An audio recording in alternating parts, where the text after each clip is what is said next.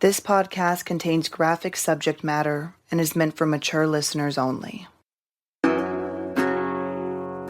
I'm Shay McAllister. I'm a reporter at WHAS 11 in Louisville. I want to tell you a story about a town in Kentucky, a beautiful, close-knit town where some truly horrible things have happened. I know everybody, so it's hard to think that somebody here in my town would do such a thing. A police officer with a wife and 2 young sons, a teacher and her teenage daughter, a 35-year-old mother, and 18 months later, her father.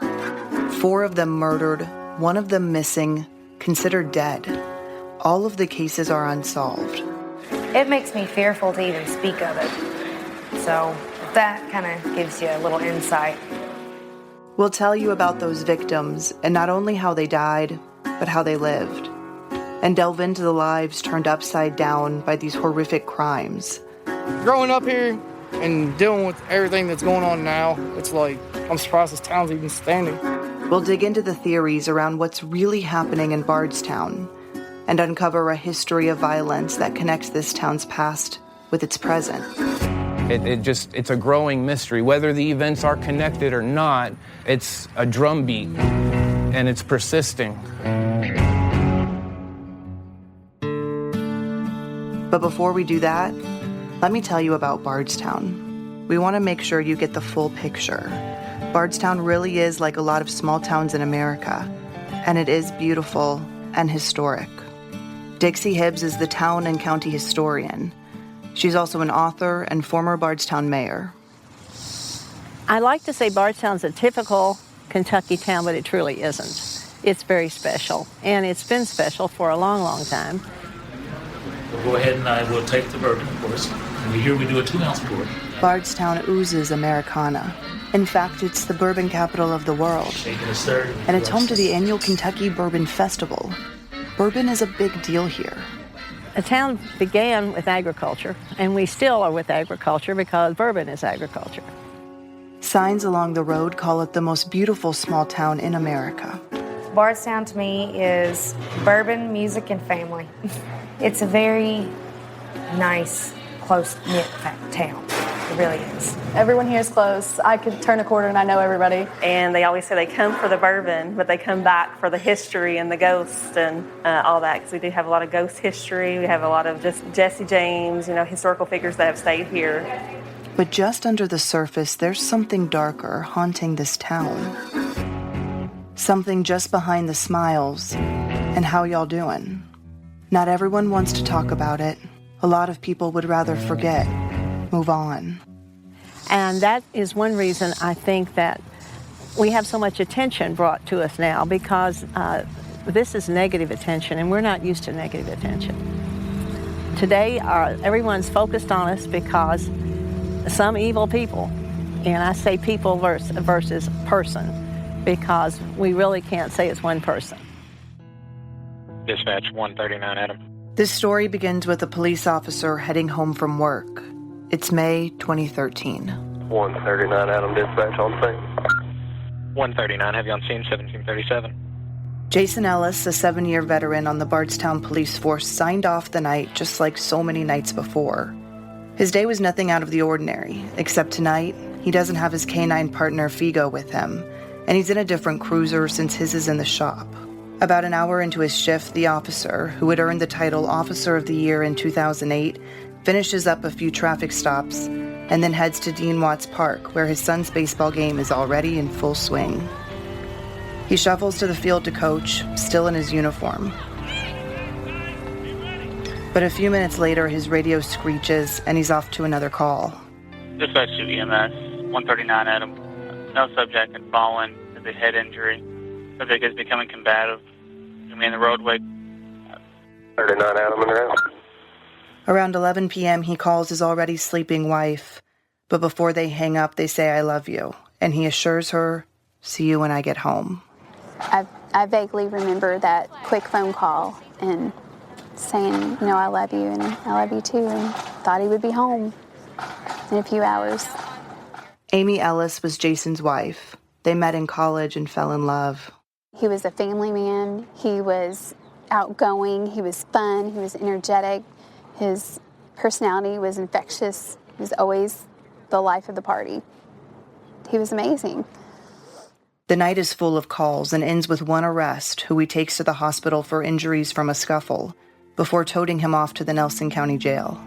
139, 122. Gonna need you to divert to Flagey Hospital. The male subject EMS just brought in has become disorderly. Then he signs off for the night. 139 Adam dispatch. 139, go ahead. Clear, Flagey 15, Ramsey County. His drive from the Bardstown police station takes him past my old Kentucky home state park, several cornfields, and the local Cracker Barrel before turning onto the eastbound ramp. The moon lights his way down the Bluegrass Parkway. Jason slows down to get off his exit for home, exit 34 to Route 55. As his Bardstown police cruiser curves around the dark, winding ramp, he sees something in the middle of the road. There are freshly cut and purposely placed tree limbs in the middle of the exit ramp.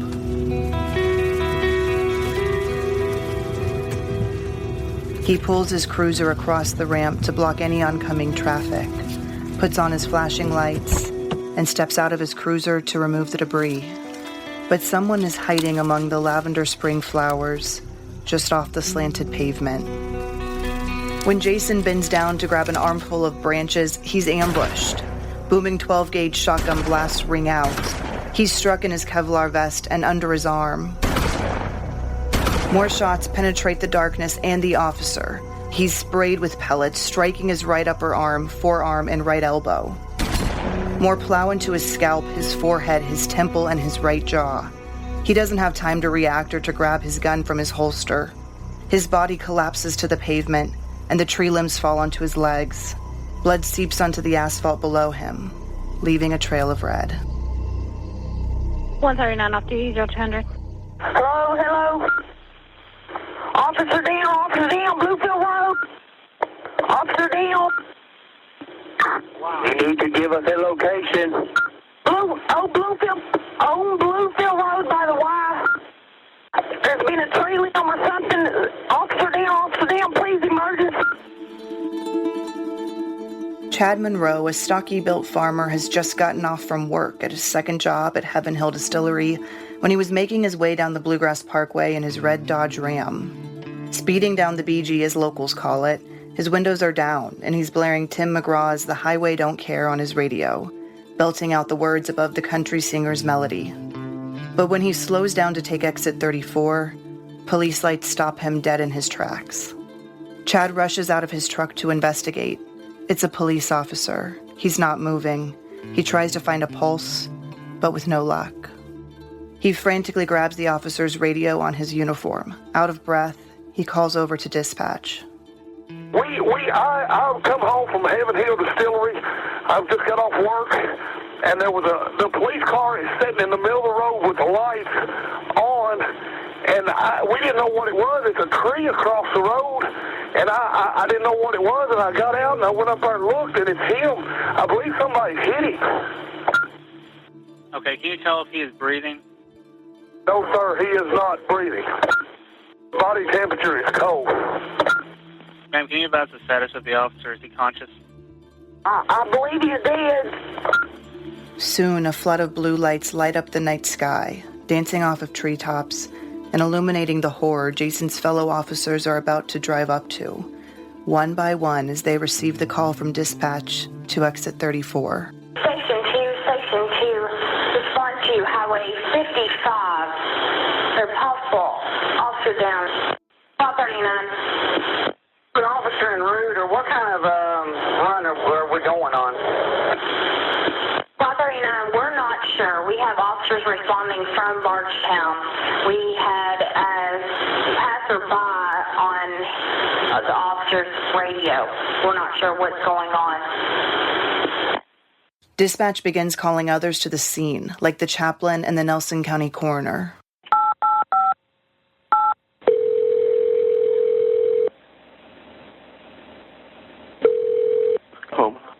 This is Sherry out of dispatch. We have a squad call for a coroner. I will believe we have one of our officers down. They are on. We think they're on the off ramp of the Bluegrass at the Bloomfield exit. We had passersby calling in on the officer's radio, and that's where we think they are, on the off ramp at the Bloomfield exit. All right, on our way. Okay, thank you.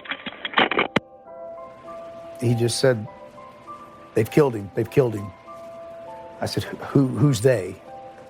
And he said, "I don't know. He's gone, Chief. He's gone."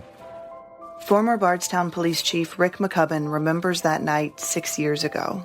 It's about 3 a.m. on May 25th, 2013.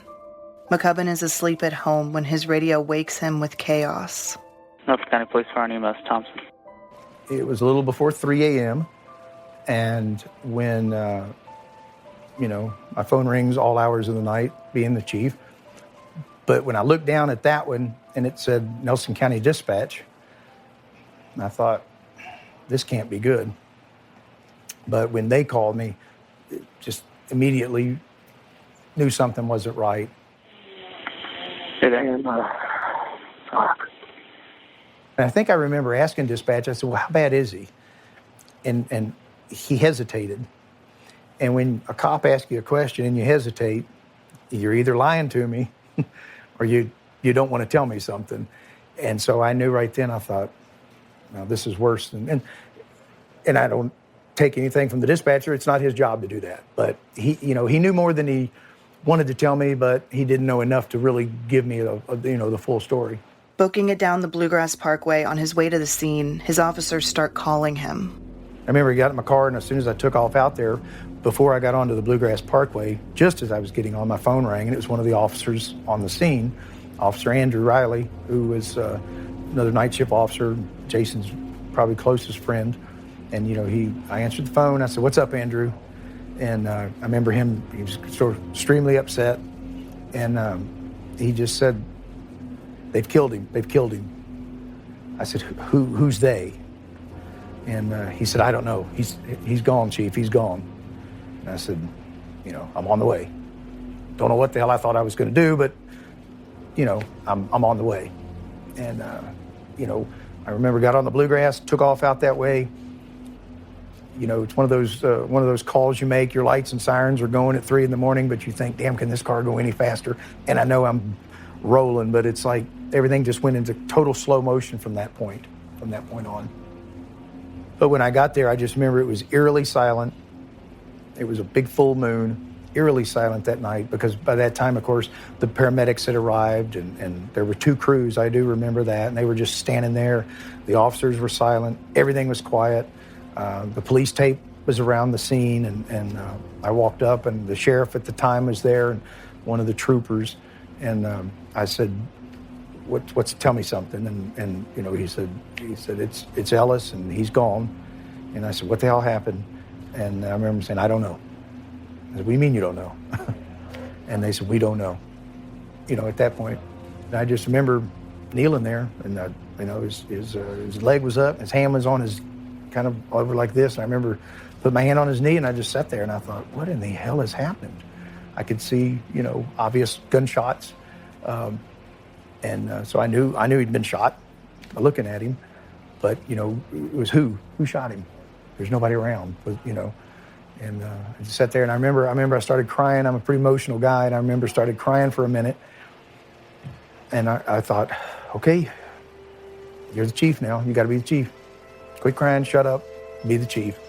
And I just remember at that time I had to turn off the personal side, the emotional side, and I said, okay, here's what we got to do. And I just started throwing commands. The scene, his officers, it's a sight he'll never be able to erase from his mind, and it haunts him to this day. It was the first cop murdered in forever. I think the first cop in the county, but definitely the first cop in the city of Bardstown.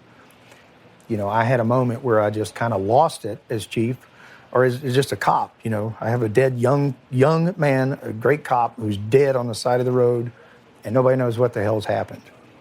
Then I thought, oh my God, we got to go tell his family. That was obviously extremely hard. They knew something bad had happened, and I remember, just the the buzz of so many people in the house. You know, you've got the police chief, you've got the mayor of the city in your living room. You've got, who are all these people at 8 o'clock in the morning in my house, and where's Dad? The Blue family, the Blue Blood family just got a bad hit, but nothing at all like what Amy and Hunter and Parker and Jason's family in Cincinnati just took. Blue Bloods are Ellis's vast family of police officers, not only in Bardstown, but across the country. I've been to Bardstown a lot over the years, but this time, investigative journalist Jessica Knoll is with me. We're working on this podcast together. Jessica closely covered the story of what happened that night back in 2013. And driving into Bardstown, I ask her what it's like being back. Driving past exit 34 is definitely one of those places that gives me goosebumps, because you know that's the last place he was, and he couldn't even defend himself. He didn't even know it was coming.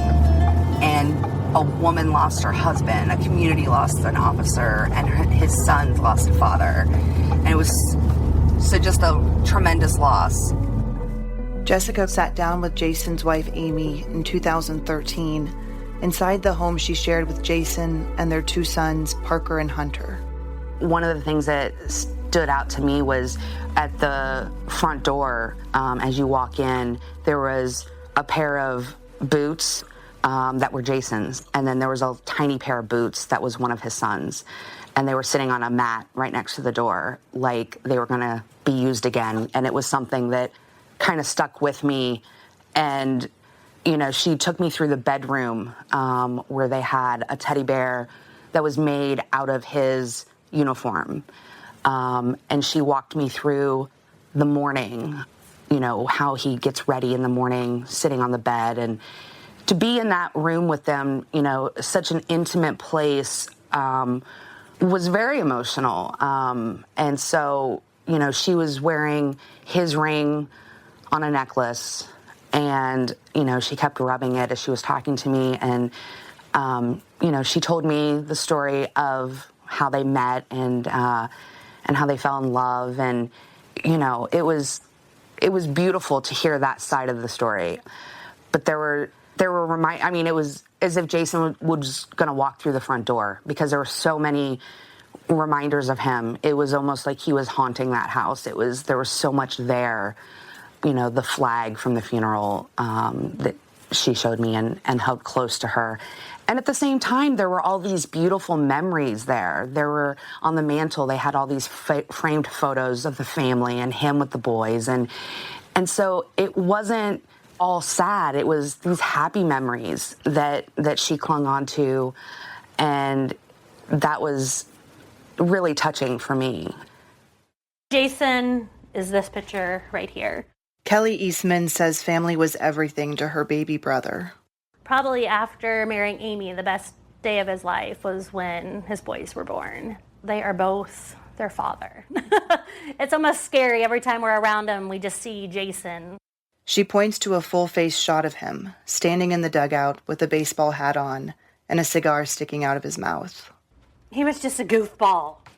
Kelly's basement in Cincinnati has become a shrine to their brother, with framed photos of Jason and baseball memorabilia from his time playing for the Cincinnati Reds farm team, his hometown team. There was nothing like being behind the plate for Jason. Just to have total control over a game. Right next to the Bardstown police station sits the Nelson County Sheriff's Office.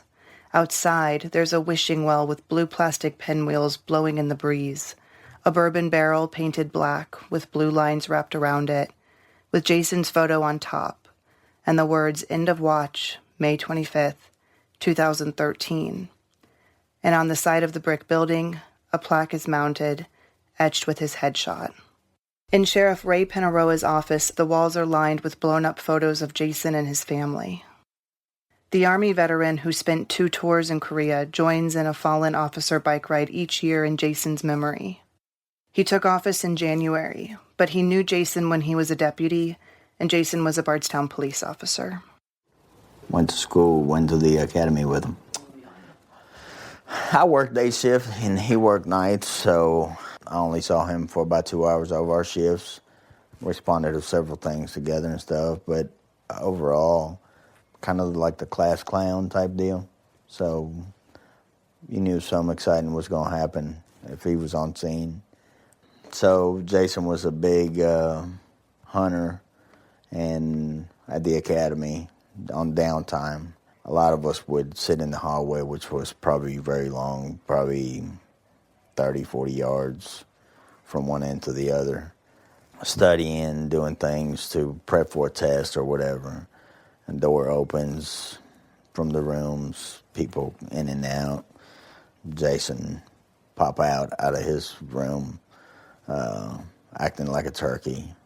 So just things like that. Any idea what happened to him? I mean, I think everybody's got their theories, thoughts, but again, it'd be irresponsible to sit here and do this or do that, what could have, again, until facts come out and things point a finger to somebody.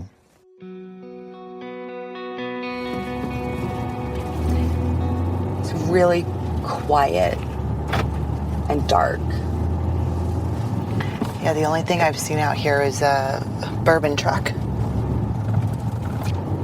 Jessica and I are driving Bardstown officer Jason Ellis's last route home.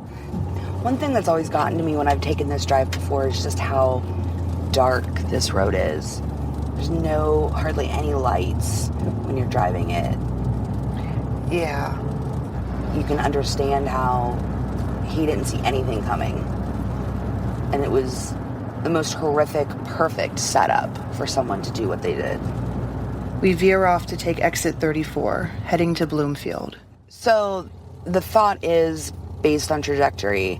So when you come around that curve, it's almost like a cliff, an overhang that's taller than everything else. So the idea is that potentially there was someone up here and maybe someone down below in that ditch trench area. Both are highly concealable. I mean, you wouldn't see, as you saw when we were pulling around, someone could easily be hidden down below or easily be hidden up top, that they're just waiting.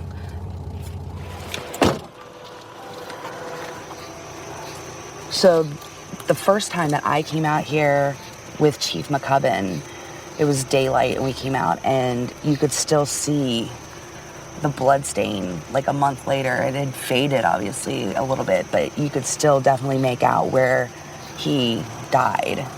And then the memorial that had been set up on the side of the road at that time was like in line with this red, faded stain on the road. In those few minutes we stand on the overpass, we only see one car get off the exit. But the night that Jason took the exit, he wasn't the only one there. Someone was waiting. But Jason's story is just the beginning. There's been a lot of loss in Bardstown in recent years. It almost seems like everyone we meet knows someone or had someone close to them killed. There are a few cases where horrible things happen.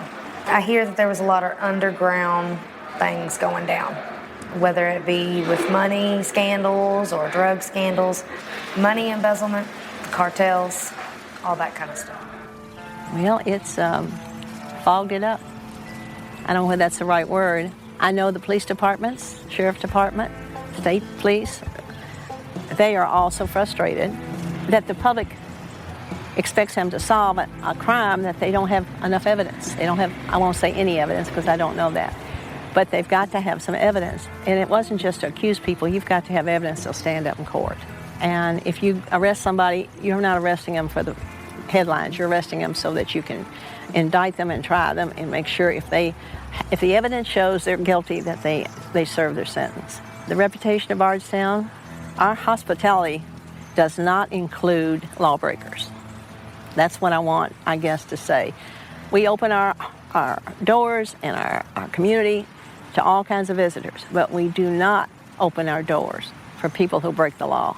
And That kind of statement seems like it's laughable since we have 4 unsolved crimes. But we didn't open the doors to them. They came looking for something. We don't know what. Everyone here loves everybody, although we did have some bumps in the road. Everyone here is just so nice. Michael Unsolved is keenly aware of those bumps in the road. When he comes home nowadays, Bardstown is a place of bad memories and loss. His father was shot inside his apartment above the Broken Tea nightclub. We heard the gunshot from here, and chaplain shows up and says, "My dad's in the hospital, go to the hospital."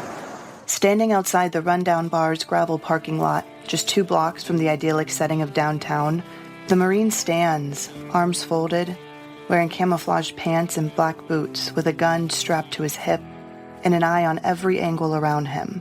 He's on high alert. I hate coming here. I mean, I hate coming back.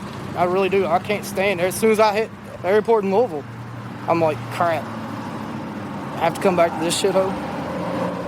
And it's sad, because it never used to be like that. Like, you used to be able to leave your doors unlocked, let your kids ride their bikes, as far as they want to, take them to the store or whatever. Now, you go sit on your front porch, that's about as far as they go, is about 5 feet. You can't trust nobody here at all.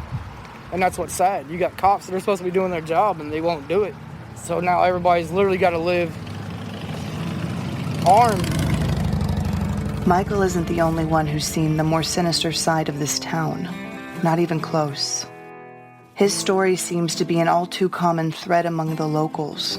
It's a town brimming with questions and accusations, the answers just out of reach. Richard Caldwell grew up visiting his grandparents in Bardstown. Today, he describes himself as a citizen journalist. This is where my grandparents raised my mom, so Bardstown was always a magical place for us. Caldwell remembers the day Jason Ellis was killed. He's written about it extensively in his blog ever since. Well, everybody was just so sullen, and I pieced together what happened, that Jason Ellis had been shot the night before. Wearing jeans and a brown t-shirt with a long red ponytail cascading down his back, the 41-year-old seems a little nervous. Sitting at a picnic table, he delves into his theories. It seems like these unsolved cases have kind of turned the most beautiful small town in America upside down and changed the way people look at it now. Yeah, I think it's made more people look at it. The Jason Ellis murder really slammed on the brakes for a lot of people. It made people locally and beyond stop and really pay attention. And I think events that have happened since then just add to that. In his blog, and now with us, he shares his thoughts on what he believes happened to the Bardstown police officer. Well, the hot gossip at the time was that a local gang called the BMGs, or the Big Money Gang, they're big on drug trafficking, that they had some sort of involvement in it. And I have cousins who consider themselves parts of the BMG, and from everything I've gathered, I think they're a bunch of kids that watch entirely too much television. I don't think that they would have the brains or the resources to execute the execution of a law enforcement officer. I mean, just considering the planning that had to go into it. I think it's an easy cop-out to try to pin it on, some gangbanger wannabes. The angle was funny enough that it wasn't just some random idiot with a gun, and it probably wasn't even a hobbyist hunter. It was someone who knew how to use a long-range assault rifle. And there's a lot of veterans here, but there's also the law enforcement community itself. And I think the fact that Ellis was the newest police member, I think he might have unintentionally been making his fellow officers look a little bad. Maybe it was a Serpico thing, where he was starting to realize that some of his fellow officers might not have been on the up and narrow, and maybe they saw him as a potential threat.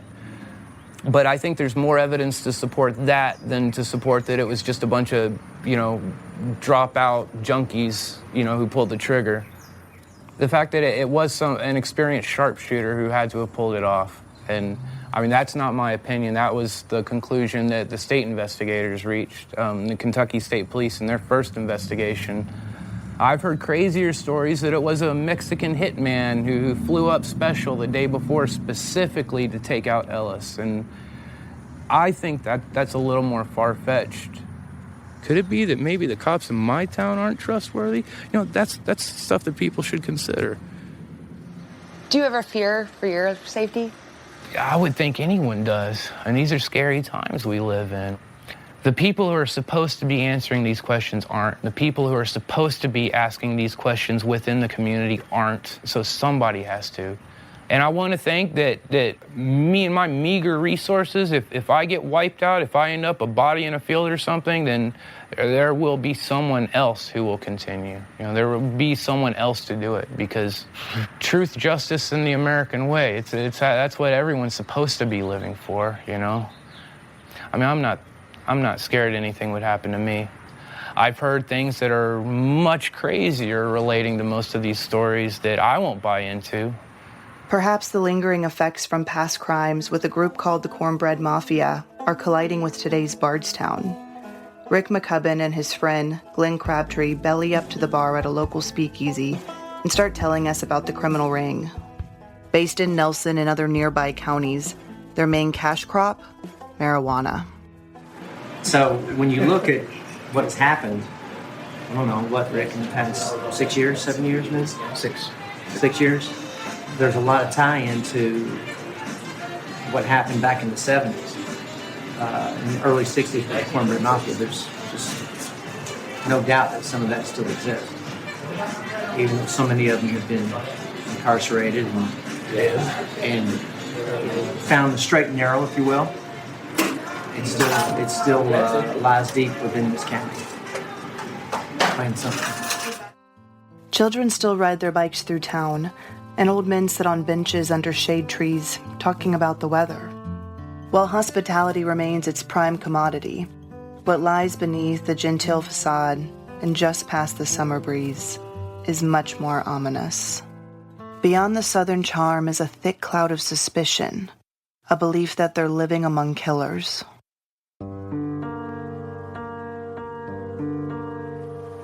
I think there's a lot more polarization, if anything.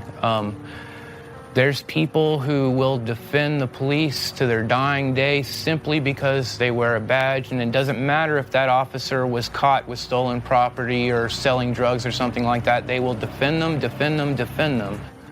We're kind of forced to take sides.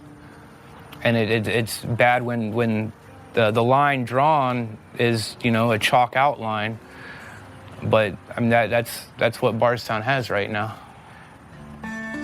As we drive back to town after talking with Richard, we catch the sun setting, dipping just below the rolling hills along the 2-lane country road, and we contemplate. Was Jason Ellis's murder part of a more sinister plot within Bardstown? Will the police uncover who obliterated one of their own? Or is it someone they already know?